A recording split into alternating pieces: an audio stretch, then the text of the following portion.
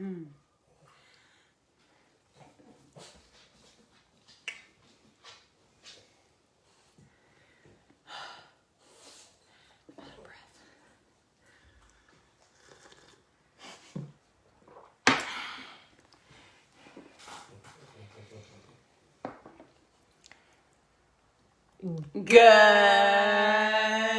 morning. Happy Tuesday, guys. It's backwards to you, but it's 6:30. Life will never be the same. Well, I had to pee at the last minute too. Just booked it. I'm out of breath. Good morning and welcome to the show. Today's Q&A day, so we're going to be answering any and all of your questions. But today comes with a lesson. You guys, we're no different than you. Yesterday, I made a commitment and I held myself to account. When you make a commitment and you hold yourself to account, anything is possible. Just watch how our performance is going to exponentially keep on improving on a daily basis, because now it's like we're playing a different game. Amen. Yeah. And look, it's not just Sarit. I thought about this yesterday. Whereas I know that as far as a time structural quality, I possess that quality in greater amounts than you do. Yes. However, that I think I've gotten in the habit of blaming you for always being late when I myself am actually just letting my, I was talking about yesterday, do not let your standards lower because of somebody else's. Yeah. And for me, I've been it's okay. I know Sarit's not going to be ready. So I would lollygag. So today I actually found myself being oh, I got to be on my shit too. So anyways, I'm not going to blame you for being late. I'm just, what happens oftentimes too is one of us will be ready to do something or to leave or to go or whatever. And then the other one won't. So because we like to be productive, the other one who's ready finds something else to do. Yeah. And then they're not ready. And then you find something else to do. And then you're not ready. And it's this cycle versus I'm ready and I'm just going to sit here and wait. So there's a few lessons in this. If you don't commit, you can have all the right intentions. I've had all the right intentions all the time, but I didn't commit. So it didn't matter. You didn't publicly commit either. Right. So for 2, I'm being held accountable by 45 of you guys right now.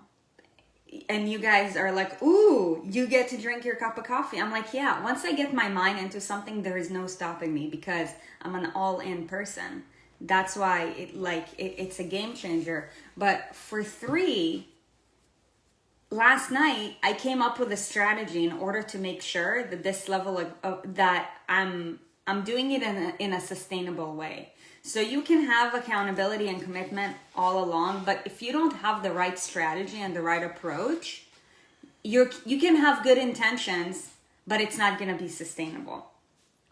And then the 4th thing is I'm very happy and grateful that I have a supportive environment. We sat down, it was 6:28, and then she's fuck, I have to go. 6:29. And she's fuck, I have to go pee. So I'm okay, go run. If it was somebody who didn't care, they would dilly-dally their way, whatever, and would get here at 6:32. But she knows how important it is for me to be on the dot on time, like a Swiss clock right now. And therefore, she made a sacrifice. And you put that high pressure pee bladder pants on, and we started at 6:30. So sprinted. There is a lesson behind this. Commitment.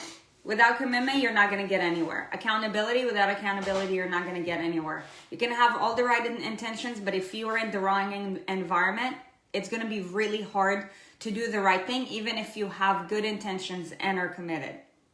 And also, you need to have a good strategy, because if you don't have a good strategy, then it's not going to be sustainable. So you guys just watch me. I know you're watching me. Just like I watch you guys. Mm-hmm. So today is Q&A day. Every Tuesday we do Q&A day. We answer your questions that you've submitted. If you have questions, please. So people always ask questions in the comments, but the questions that we answer are the questions that come through the form that's filled out. So if you want access to that form, currently it is on the public Erin and Sarit Facebook group page in the announcements. And there's a simple link, and you say name, where you're from, and what's your question. I'm going to work on having it put as a link as well on erinandsarit.com. So it's just easy for you to go to erinandsarit.com, and you can click ask questions for Tuesday's Q&A day. And that will be very simple, regardless of what platform you are watching this on. If you're on YouTube, please subscribe. If you are listening on podcast, please subscribe and leave a review.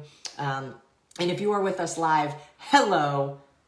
This is awesome. Hello. It's always more awesome live. Yes. Because when you comment and we see them, we can roll with it. Anyways, okay. So, first question of the day. Okay. Liz Orlando from Oak Ridge, Tennessee. I've seen a few other programs recommend eating within 20 minutes of getting up in the morning. Do you know why, and should we? Good question. So, I love the way you're asking this question, because you're asking about why. Whenever you're being instructed to do something, you guys should always ask why. Like, challenge the question. So, the reason why they're doing that, it's probably because, look, in order for you to be successful, you need to create structure. Now, structure looks different for everybody. But it sounds as if it's probably some kind of like generic template. So the structure that they're putting you on is eat within 20 minutes of getting up. Is it right? Is it wrong? It doesn't really matter. But the point of them doing it is probably to give you some form of structure. Because if they don't give you structure, then they're leaving you to your own devices to make decisions. And let's face it, chances are is that if this is a weight loss template, then you're probably pretty indecisive with regards to what you have to do. So you're like, okay, maybe I'm gonna eat at this time, or maybe I'm gonna skip breakfast, or maybe blah, blah, blah. So you're gonna be so indecisive that you're gonna end up doing nothing. And that's the point of setting structure. Structure creates boundaries in your life and in your day-to-day basis, and that's why they're probably doing it. And the second thing is, if you're eating breakfast, then, you're promoting a metabolic boost.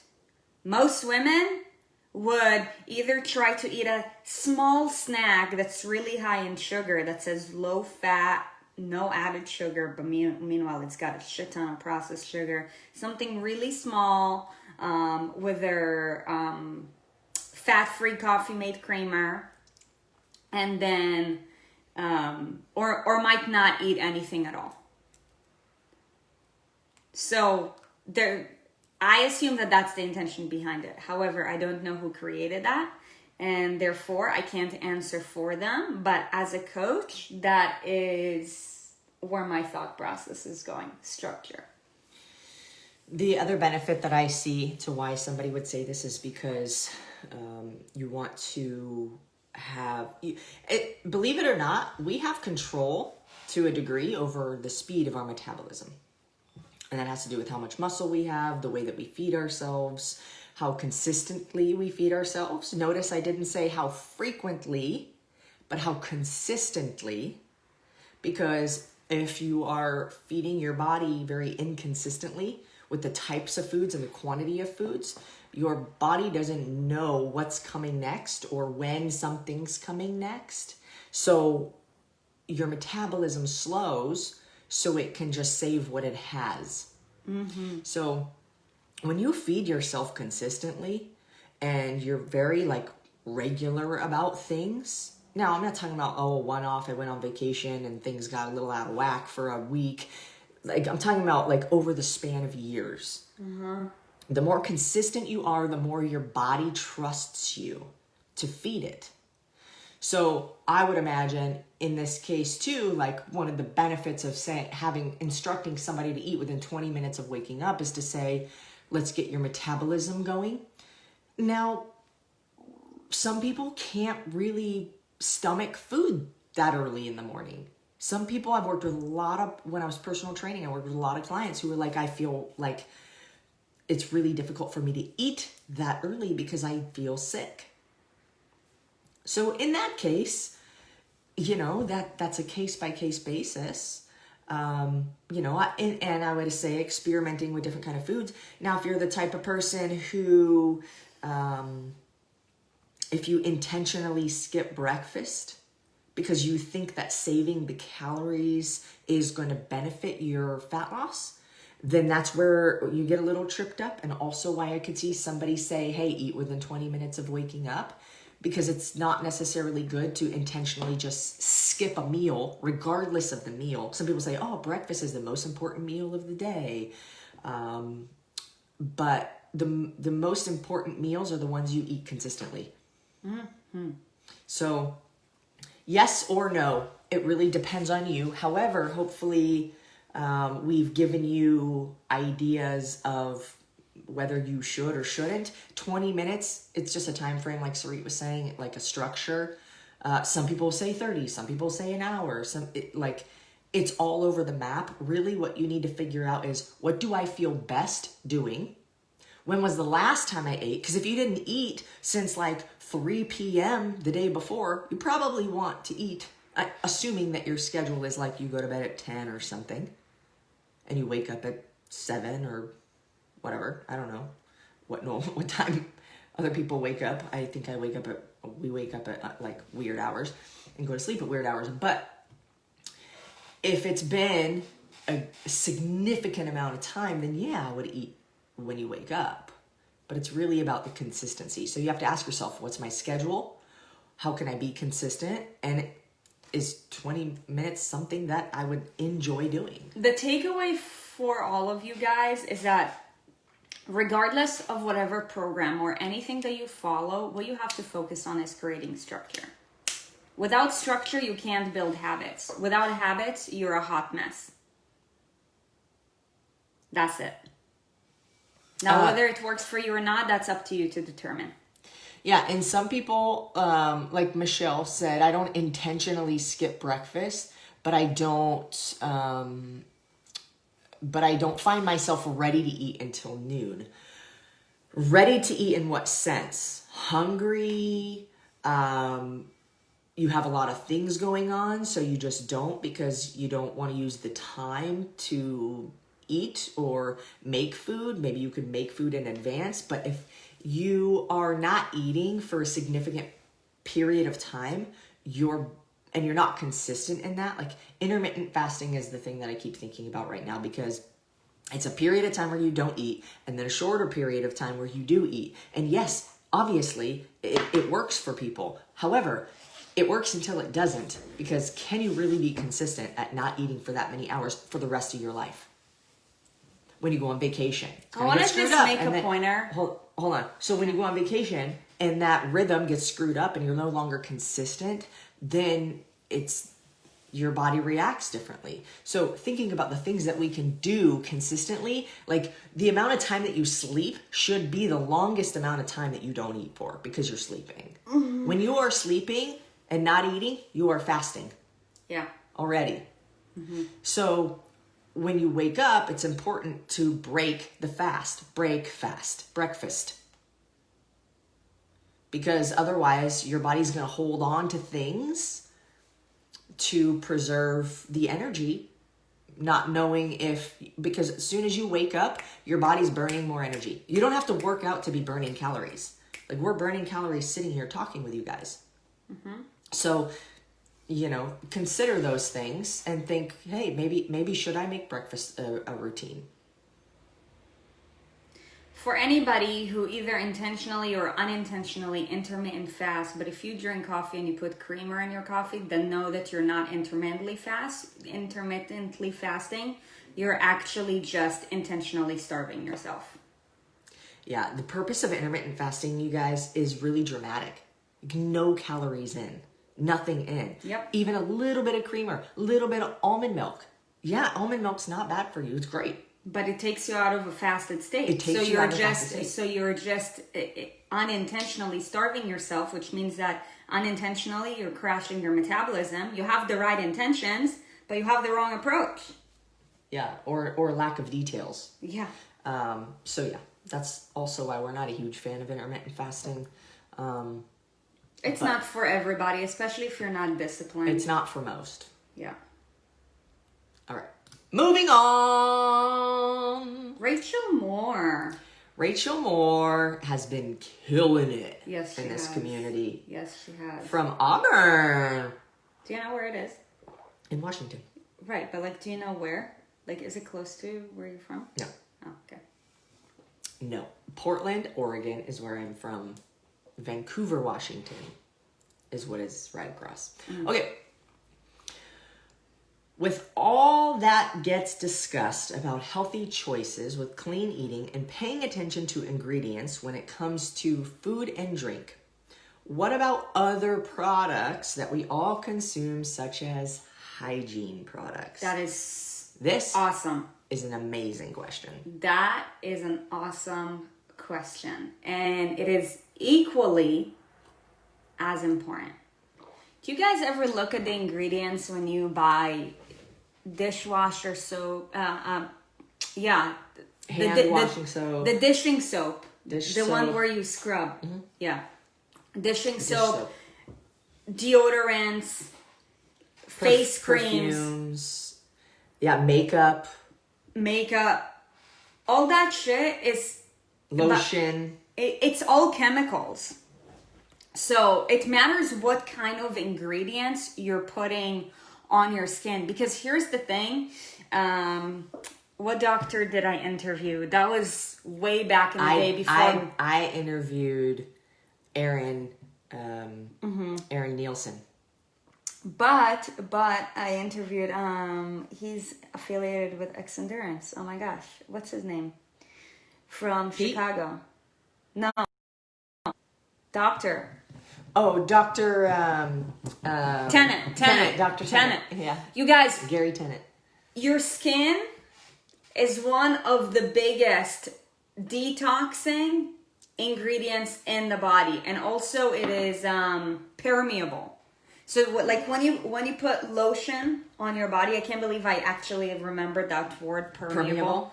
Like when you put lotion on your body, like your skin soaks it up. When you put deodorant on your armpits, your skin soaks it up. Guess what? It goes into your system.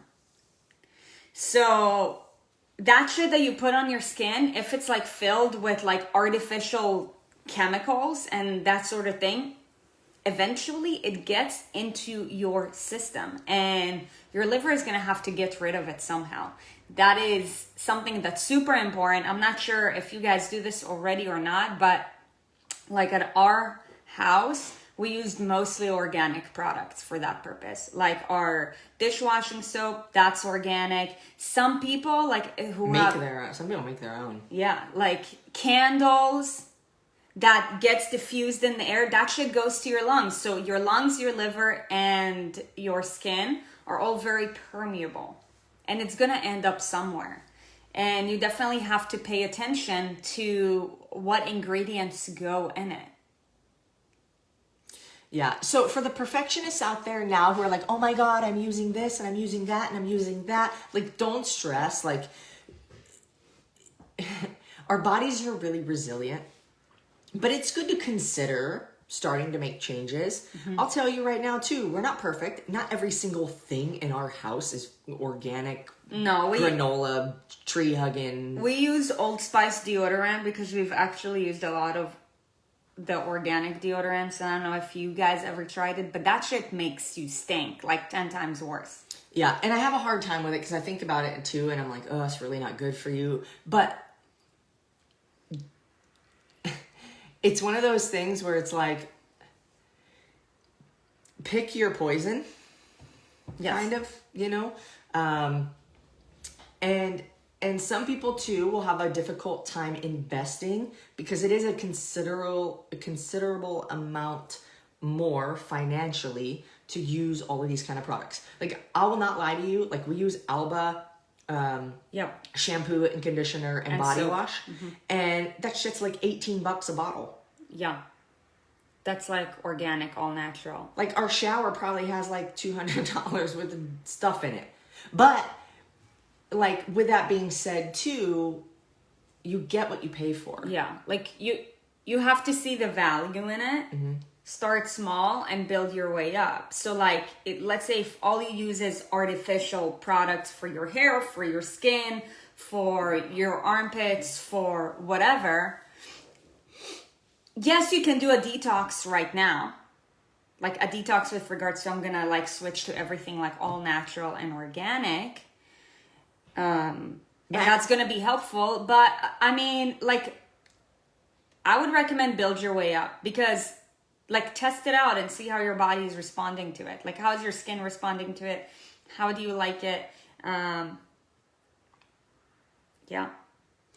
And that's not all. Like, if you want to go deep down the rabbit hole, like even the pans you use to cook food in, like the non-stick kind of material and stuff that they use on those, like it's really difficult to get away from plastic bottles, BPA. Do you microwave your like, food? Like your Tupperware, is it plastic or is it glass? So here's actually, this is a really good reason to bring up X Endurance, because people say, oh, if you already eat healthy, then why do you need to take supplements? Because there's a certain amount of unavoidable shit that gets consumed outside of your control anyways. Yep. Free radicals. You go outside, you walk, and you breathe whatever air is out there. For people who have fires near them, like we're in Southern California, for people who have like a lot of plants or like plastic plants or like things around them that are decreasing the quality of the air, like you can't help it. So we take supplements to help, because it's just kind of like an extra booster, you know, to eliminate the things that are unavoidable or the things that maybe we've just chosen to use. We won't claim to be perfect. This light thing is bothering me because every time you lean forward, it like blocks. Look, free radicals are a part of life. There's free radicals in the air. There's free radicals on your skin, in the cells. Yes, free radicals lead to greater cellular damage. And that's why it's also important to eat clean. Because if you eat shitty food, then you have more free radicals in your arteries and in your cells. Free radicals are an unstable cell.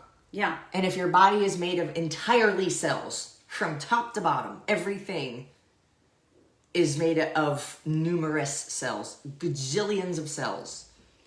And free radicals are cells that are unstable, killing other cells to make themselves stable. Yeah. Kill two to stabilize one. That don't make no sense. Yeah. So yeah, specifically for that, we take the immune boost and the extreme endurance. Yeah.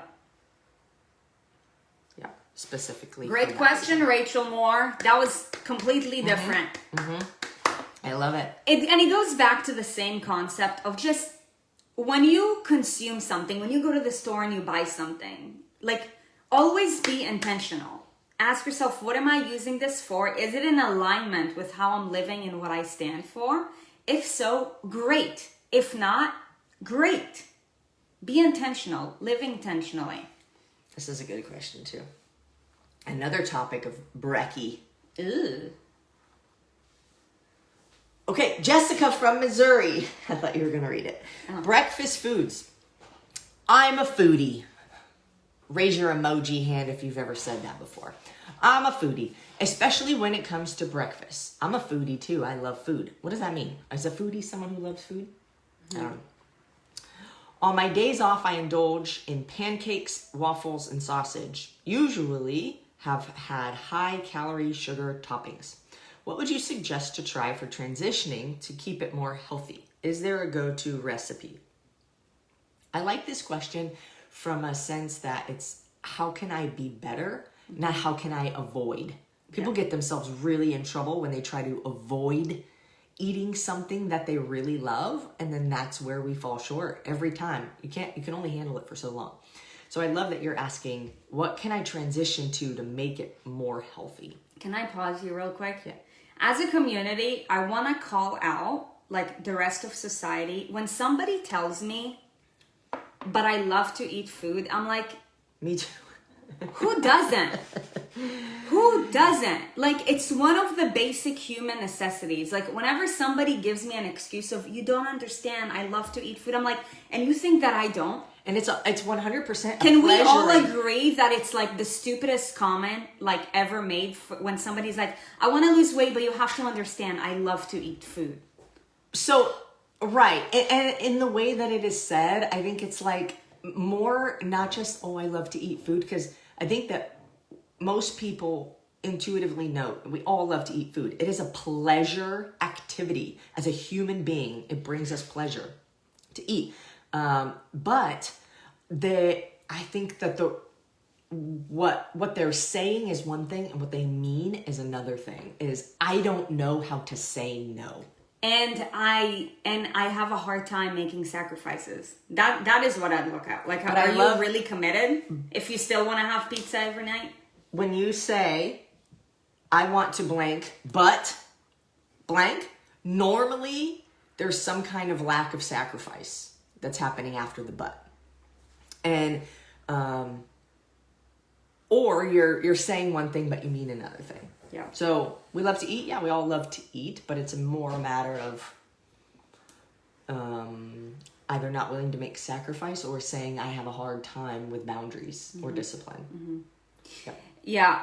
Jessica, I love the intention of your question. And I want you to know. And the comment that I just made was not with regards to Jessica, because your intention is beautiful. This is us as a community calling out the rest of the world. And like, also a reminder for anybody, like, don't say that you're, I want to make sure that I'm stating this right, because like, I love what Jessica said, that I'm a foodie, especially when it comes to whatever. But when people say that, like, it's unnecessary to make that claim, because I think deep down we're all foodies. Like, who doesn't love indulging in really good food? Come on. Yeah, but Jessica, that's not an attack. That's not an attack on you. That is just stating in general other things that we see between the lines that could be beneficial for anybody. Yes, this is a great question. And even a reminder to ourselves. So, okay. I love pancakes and waffles and sausage also, by the way. Mm-hmm. And somebody said banana pancakes, and I'm like, yum. I'm just thinking about banana walnut pancakes. Do you remember? With peanut butter. Do you remember when we used to eat pancakes every Sunday? And we had literally like all the peanut butters. We had an assortment of nut butters, like 5 different ones. It was so epic. Okay, so anyways, enough about us. For this question, there are absolutely ways to be able to indulge in pancakes, waffles, and make them better for you. For one, if you're making them yourself and you're intentionally using better ingredients, you have to pee, huh? I do, it just hit me. I know the pee-pee dance when I see it. If you are making it yourself, intentionally, with better ingredients, then you're already on the right track. So let me help you. Better ingredients for pancake and waffle mix is going to be Kodiak cake. You can get it at Costco. I know you can get it at other grocery stores, but it's, I think it's with a K, Kodiak pancakes. There is also, you can make a berry, like a fresh berry kind of topping, rather than like nasty ass, artificially high fructose corn syrup, sweetened maple syrup. There are natural maple syrups, yes, and there are benefits, yes. However, if your goal is fat loss, I'm still not going to recommend that you use a maple syrup. It's just unnecessary. If you can find another way to enjoy the waffle or the pancake, Sarit and I will we'll make protein pancakes. So in that Kodiak mix, we'll put a scoop of X Endurance, like vanilla protein powder in there with almond milk. And it's super simple. We'll even sometimes put some vanilla extract or some cinnamon, maybe drop a couple blueberries in there. And then we will top it with, we'll make a non-fat Greek yogurt with some stevia and cinnamon, and we'll mix it all up, and then we'll put that on top of the pancakes. It's epic. So, I haven't done that in a while. There are better ways. And there is a recipe book that we made somewhere. I don't know which one it is. I don't know if it's if the you have the Badass Fit Body Program. Is it in the Nom Nom one? I think so. I don't know where it is. Yeah. And we have a French toast recipe in it too. Oh yeah, that's right. It's just about using, if you think about the components of it and each ingredient and figuring out, okay, what is a better version of this ingredient? Be it the bread or the dough or be it the topping, be it what you put into the mixture. If you're focusing on just making each thing better, you're already on your way. The next question is, how much are you eating? Yeah. Because you can even get too much of a good thing, except for espresso with Erin and Sarit. I don't think you can get too much of that. And then for those... Hey, can you laugh at my joke? Yes. Like, let me hear it. I appreciate it. Good. We're learning. Okay. I wanted to add a comment because somebody asked, is it gluten-free? Kodiak pancakes are not gluten-free. However, there is a brand that makes gluten-free pancake mix. It doesn't have as much protein as Kodiak cakes, and it's called Birch Benders. How do you spell that? BIRCH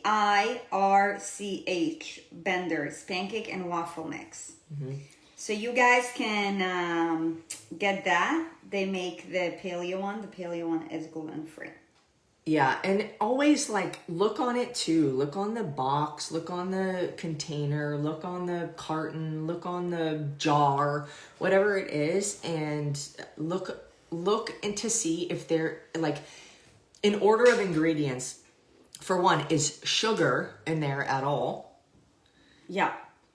Where does it fall on the list? If it's the last one, chances are there's probably not that much in it. But is there high fructose corn syrup in it? Because that can go straight to nowhere land. Straight to the not in your body land. Mm-hmm. Yeah. Okay. Next question. I love pancakes. Oh, and sausage. You can get chicken sausage. Yeah. I would recommend the one from Trader Joe's. There's a lot of chicken sausages out there. Mm. The one from Trader Joe's, based off of different stores that I've seen, from an ingredient standpoint, they're the best ones. What's the one thing to really try to avoid is nitrates? Nitrites. There's also ones that I'm just man, it's made out of chicken, but it's just as bad. So look at the ingredient profile, also look at the macros. What makes it just as bad? I think the Adwal, there's that some of them are higher in fat, and I wonder what part of the chicken they're using. Is it just a bunch of leftover ground up shit?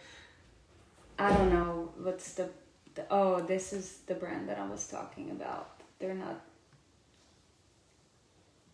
Idell's. Those ones I do not recommend. Here you go. Those are the ones that Costco serves. They're just, it's fattier. Mm-hmm. Okie dokie. Next question. Yes, great. Patricia from Washington also. Does loss of menstrual cycle signal that body fat is too low and to scale back. I exercise 5 days a week for, I love that you're giving us a background. I exercise 5 days a week for 30 minutes. Every other day is arm and legs and abs thrown in the mix. I do a majority of weightlifting because my body type, but recently added cardio. But this says nothing about your nutrition. Exercise 5 days a week for 30 minutes. I don't see anything wrong with that. I don't know what you're doing. This isn't a question about how do I do my fitness. I would love to know what your nutrition is like. I mean, look, your menstrual cycle is like related to your hormonal profile. So this is like an endocrinological Say that again. topic. And yes, though we have a basic understanding in endocrinology, like I would say you need to take a look at what's going on within your thyroid gland, and you want to take specifically with regards to menstruation, like the T hormones, tyrosine, TSH, FSH, T4. There's some kind of imbalance. Only through a blood test you'll be able to actually see whether something is low. This is something that you would want to consult with an endocrinologist, or the lady doc. I would recommend just, you can just get a hold of your doctor and request to do like a blood profile test, specifically with regards to thyroid hormones, so that you'll be able to see what sort of imbalance is happening. And then we can take a look at your nutrition, because, for example, if your diet is very low in fat, there is a chance that that could be causing it. I want to give a couple scenarios that could result in different outcomes or be causing something like this, because I did get so low in my body fat that I lost my period for like probably almost a year. Mm-hmm. And I can tell you from my experience that it was very hormonal. And what happened was, when I started training to do the figure competition that I did, one time and one time ever only in my entire life will I do that, I went from eating regularly. I did not have any issues with food at that time when I started, but I went from eating regularly to eating extremely regimented, doing like up to 2 hours of cardio a day, shoot me in the face, along with weightlifting. And I got to 7% body fat, hydrostatically weighed at 7% body fat, which is one of the most accurate body fat tests that you can do. They dunk you in water. And so because of that, I lost my period. Yes. However, if you were to gradually lean out, we're pretty lean now, I would say, like to the leanest side that a female could get naturally. And, we both still have periods. Yeah. But I think it's also because our body has adjusted to where we're at. If it happens dramatically, you're going to lose your period. Mm-hmm. If you lose weight dramatically, I'm not saying from 250 pounds to 200 pounds. I'm saying if you lose weight dramatically from, let's say you're 5'6", take like an average height, like 5'6", and you go from 135 to like 115 dramatically, yeah, some shit's gonna go sideways. Mm. Because your body is no longer in homeostasis. And hold on, can I finish my thought? Yeah, go for it. If you were to do that very gradually over the course of a long period of time, your body would be adjusting with you along the road, right? But when it happens from boom to boom, you're gonna be out of whack.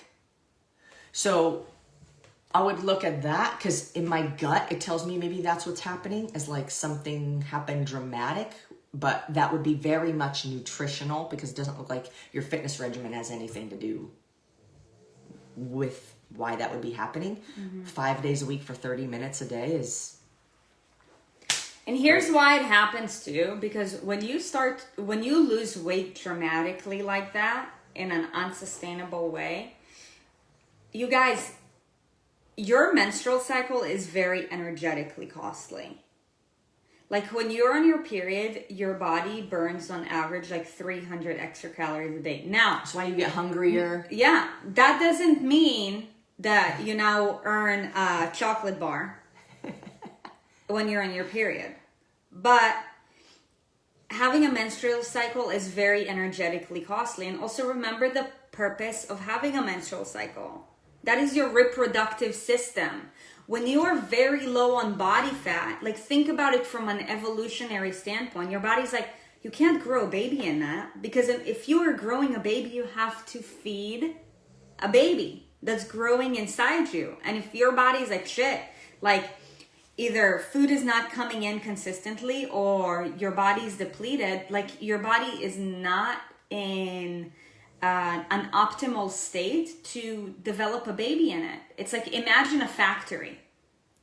If the factory doesn't have like a sustainable, like, you know, electricity or fuel or whatever it like you use to generate power, it's not going to, I don't know, print out newspaper or whatever it is.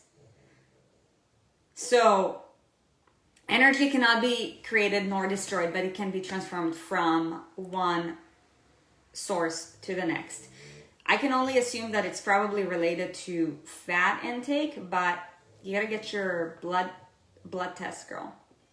Check out your TSH, FSH, T4, and maybe T3 as well. People are debating the average height of a female. It really doesn't matter. I was just giving an example. Yeah. And I don't think it's 5'1", 5'4", unless we're counting children. I would say an adult female, because children, that like depending on the age, don't even have a period yet anyways. Speaking of period, I want to make a remark, because I think why they're saying it is because, so starting tomorrow, I'm going to start coaching my brother's girlfriend weight loss, because she's literally like you guys. She's an all or nothing person. She's very dedicated. But she hasn't figured out the right way. And she's like, my dietitian told me that if I drop below 53 kilos, then I'm going to lose my period. I'm like, are you at 53 kilos? She's like, no. I'm like, how does your dietitian knows that? Just because of stats? I think like people are so misled, and it drives me freaking nuts. Like, for one, why is she trying to put her in a box? But for two, you're not there yet. And how much you weigh has nothing to do with body composition. I mean, it does to some degree. It does, but it doesn't have to do with how much fat you have. Right. How much weight you have does not determine the amount of fat that you have. I'm like, girl, you don't have a lot of weight to lose, but you have a higher body fat percentage because you don't have as much muscle on you. Mm-hmm. So your body composition is not optimal. I'm like, your dietitian has no idea what she's talking about. And that's why it drives me nuts. So then I asked her, and jeez. I'm like, if you look at your dietitian, does she look like an expert? She's like, no. She's like, that's why I'm coming to you for help. Like, if you haven't been there, then whatever blind spots you're putting on people is just, it's irrelevant. So like, she made a completely irrelevant remark. Yes, if you lose weight drastically and you don't have that much weight to lose, you could be losing your menstrual cycle. However, your body will show you signs way beforehand. But it's like, it's almost like she's trying to instill this like negative thought in her when like the girl is just frustrated. She's like, I want to change my body. I'm like, let's fucking go. Like, I'm like, please. It drives me nuts. As long as you do it gradually, your body will tell you what feels good and right and what doesn't. Yeah. That's the end of the story. Your body wants to thrive. And again, this is not about average height. Yeah. I'm just making an example. In case you're wondering, Sarit is 5'2", and I'm 5, almost 6. Mm-hmm. I'm not a giant. So when you meet me in person, don't think I'm a giant. I just look like a giant next to this one. Yeah. I'm pretty short. Well, okay. I think that this will be the last question. This is the last one for today. Michelle Saunders from Massachusetts. Hi, Michelle. Thanks for your question. Hi. I've always struggled with food cravings when PMSing. How do I curb those cravings? I feel like my hormones take over and I want all the bad things. Pizza, sugary cereal, and soda. I also feel more hungry than usual at that time. We talked about that just a little bit ago. Double whammy. I feel out of control every time. So look, it sounds like right now when it comes to PMS, you're just out of control. And there are phases to constantly improve cravings with regards to PMS. However, based off of where you're at, I would just recommend practice discipline with regards to having better for you stuff. So, for one, instead of soda, have Zevia. Nobody in this community, and this might sound harsh, but nobody should be consuming soda. And we were talking about it last night. Like, there is nothing positive with regards to soda. It messes up with your stomach acidity, with your bones, with your hormones, your hormones, just like everything. And there's so many like substitutions nowadays that like Zevia is amazing. It's stevia based and it's not as acidic as soda. So for one, like swap out your soda for Zevia. With regards to sugary cereal and pizza, just opt for better than like maybe have cashew cereal. Now please don't think that cashew does not have sugar. However, it's not like you're eating cinnamon toast crunch. Ooh. So good. Yeah, I can think of 0 reasons ever anybody should be drinking soda. 0. Yeah. I would also...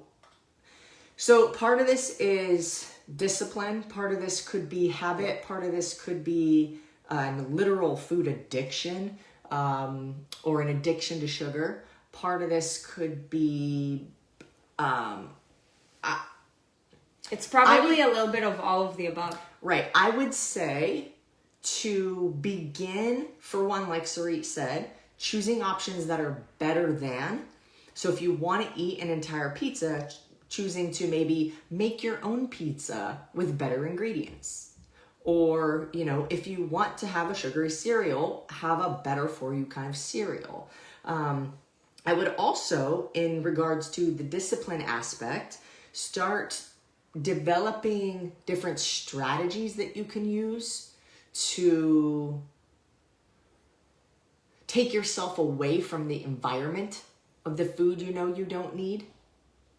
Like if you feel that craving and you know that like you don't have anything better than, and it's going to go all downhill if you even have a bite, go for a walk, brush your teeth, use Listerine, take a shower, do something else that removes you from the situation. And now we're not preachers of avoid all things that you love, but we will say if you know your weaknesses, and for me, if I have one bite of something like ice cream, the entire thing is going down.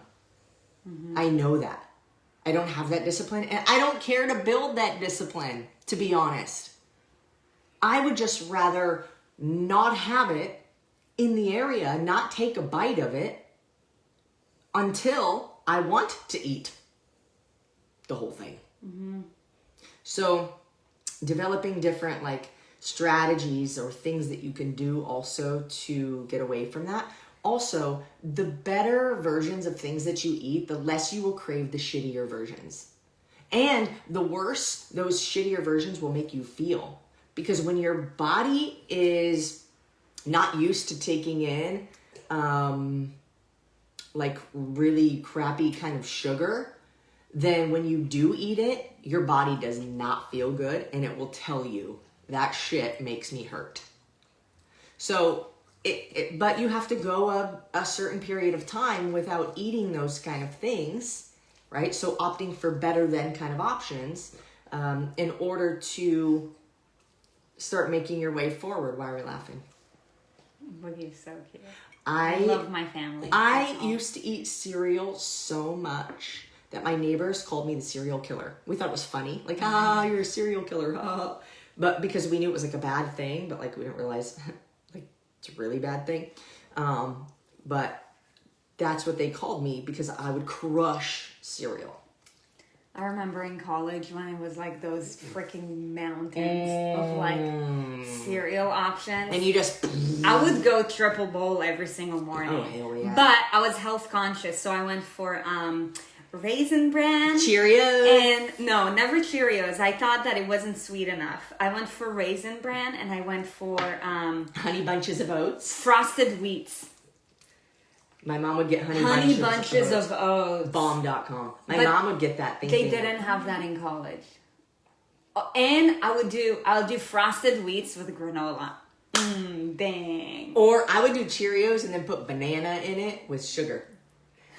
When we were kids, we'd literally scoop sugar out of the fucking thing and put it into our cereal that already had sugar in it. Like, you get messed up as a kid when you do that. And on days when I wanted to go out of control, that's when I would do Cinnamon Toast Crunch. And... Fruit Loops? No. Tricks? I don't really like marshmallows. No, don't like the fruity stuff. Lucky Charms, but only the marshmallows. That's fruity. Lucky Charms, it's marshmallowy. It's fruity marshmallows. It's literally a rainbow of mushrooms, marshmallows. Sure. Hardened, dry, freeze-dried marshmallows. So bad. Boogie, what do you think? It's a journey. What do you Mama, think, I think it's time to fun eat right now. Are you hungry? Yeah, I'm ready for eat. Wow. Do you want to tell everybody what happened yesterday? I would rather not. Kind of ashamed right now. Are you embarrassed? Embarrassed, yeah. Embarrassed. Boogie was a bad boy yesterday. But we're not going to tell that story because he's embarrassed. Okay, everybody. I'm going to go 9-9 now. All right. That's all I have. We hope that you enjoyed today's episode. Today is day 2 of the In Motion Challenge. So get moving, stay moving, and we will see you tomorrow for Wealth Wednesday conversation. Again, if you found this valuable, yes. If you were excited to watch or listen and you thought that you found some good things out of it and maybe you laughed for a half a second, hopefully at one of Sarit's amazing jokes, then please subscribe and share this episode, this channel, this podcast, this whatever. We appreciate you guys from the bottom of our hearts and enjoy. I actually, when the weekend goes by and Monday comes around, I'm like, wow, I feel like it's been forever since we've talked to them. I know. So anyways, we love chatting with you guys, and we will continue to show up for you as long as you show up for yourselves. Have a great day, you guys. We'll Bye. see you tomorrow.